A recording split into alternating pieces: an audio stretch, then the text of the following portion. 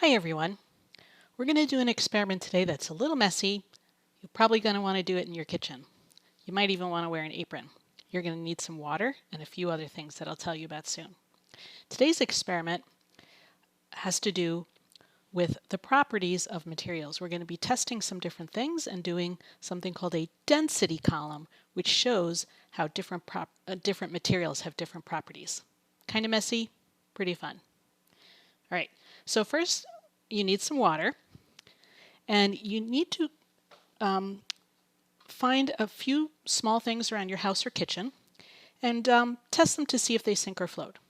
Start with a penny, sinks.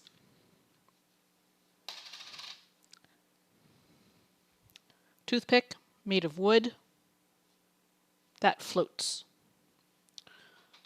So, penny, sinks, toothpick, floats. Toothpick's made of wood, penny's made of metal. Why is it that the toothpick floats and the penny sinks?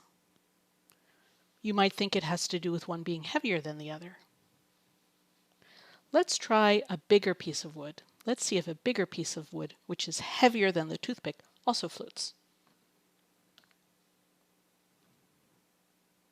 Yeah, that one floats. Most wood floats, even if it's a very big piece of wood. So, is it because one's heavier than the other? Let's weigh them. Let's find out which is heavier, this piece of wood or this penny.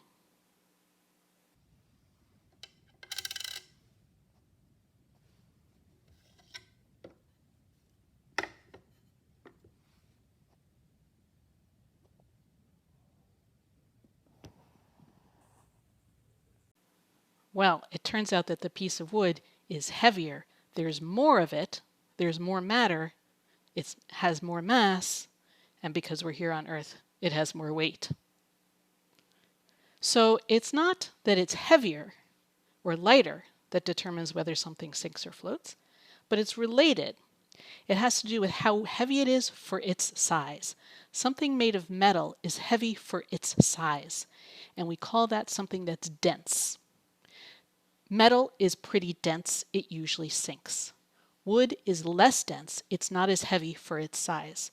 No matter how much wood you have, it always has the same kind of density. It has to do with how tightly packed the matter is.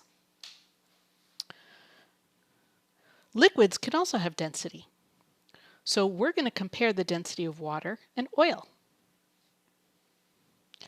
You're going to need a tall, skinny glass, and we're going to make something called a density column. You can either put your water first or your oil first. That was my water. Now I'm going to put some oil on top. This happens to be sunflower oil. You can use any kind of oil that you have in your kitchen. And it doesn't matter which goes first. Which one's floating on top? The oil. Let's try putting the oil in first in my other glass. Oil first.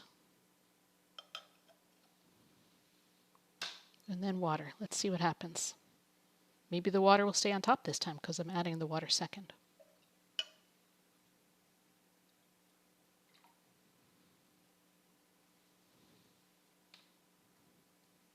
Again, the oil went to the top because oil is less dense. Just like wood is less dense than metal, oil is less dense than water, and it floats. Oil floats on water. Okay. We're going to need to add a few things to our density column to make it even more interesting. If you would like to add a third layer, you can. You can add something that you think will be thicker than water. You can use something like honey or molasses. But molasses and water will mix together. They'll dissolve. The molasses will dissolve in the water. So if you're going to use something like that, you're going to use a different glass, and you're going to need to put the molasses or honey in first and put it at the very bottom. Okay, now we're going to add a couple more things to our glass. We're going to add a few small items. I'm going to break my toothpick into a smaller piece so that it fits in my glass. And I'm going to drop it in. And I'm going to add a paper clip. That one sank all the way to the bottom. I'm going to add some peppercorns. And I'm going to add a little piece of spaghetti. Okay. Now, if you chose a variety of materials, some of them will sink all the way to the bottom, like the paper clip sank all the way to the bottom of the glass. But the other materials, they're doing something different. The peppercorns and the spaghetti are floating on top of the water, but at the bottom of the oil. And the toothpick is kind of diagonally through the oil, partly sinking, partly floating. So all of these materials have different densities. If they're dense enough, they'll sink down to the very bottom. They'll sink through everything if they're more dense than everything. Some things are in between. They have a medium density, like the peppercorns are dense enough that they'll sink through the oil, but not so dense that they sink down through the water. And you might even be able to find a few things that float on top of the oil. So, make a density column, and you know what to do. Share pictures and video with me in Flipgrid.